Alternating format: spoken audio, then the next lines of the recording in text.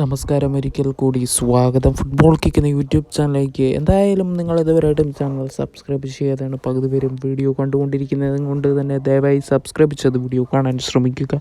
അപ്പോൾ ഗൈസ്, നമുക്ക് ആദ്യത്തെ അപ്ഡേറ്റിലേക്ക് തന്നെ കിടക്കാം. ആദ്യത്തെ അപ്ഡേറ്റ് തന്നെ നമുക്കറിയാം, ഇന്ത്യൻ ഫുട്ബോളിൻ്റെ ഹെഡ് കോച്ചായി ഇഗോർ സ്റ്റിമാച്ച് ഇന്ത്യൻ ടീം വിടുകയായിരുന്നു. എന്തായാലും അതിന് പകരക്കാരനായി ഇന്ത്യൻ ടീമിൻ്റെ കോച്ചാകാൻ വേണ്ടി ഇപ്പോൾ നിരവധി കോച്ചുകളാണ് രംഗത്തെത്തിയിരിക്കുന്നത്.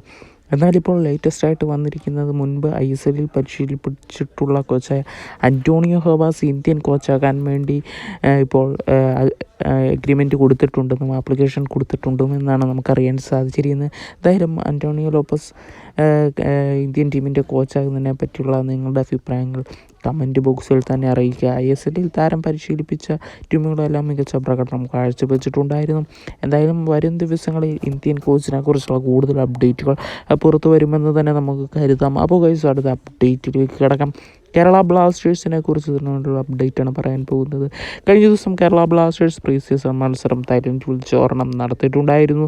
പക്ഷേ ആ മത്സരത്തിൽ കേരള ബ്ലാസ്റ്റേഴ്സ് 2 ഗോളിന് തോൽവി ഏറ്റുവാങ്ങുകയായിരുന്നു. 1 ഗോൾ മാത്രം തിരിച്ചടിക്കാൻ സാധിച്ചത്. എന്തായാലും 2 ഗോൾ കേരള ബ്ലാസ്റ്റേഴ്സിൻ്റെ ഡിസലവ് ചെയ്തിട്ടുമുണ്ടായിരുന്നു. എന്തായാലും ബ്ലാസ്റ്റേഴ്സിൻ്റെ മത്സരം നമുക്ക് ഇനി കാണാൻ പോകുന്നത് പ്രീ സീസൺ മത്സരത്തിനെ പറ്റിയല്ല, ഇന്നത്തെ മത്സരത്തിനെ പറ്റിയൊന്നുമല്ല നമ്മൾ നോക്കാൻ പോകുന്നത്.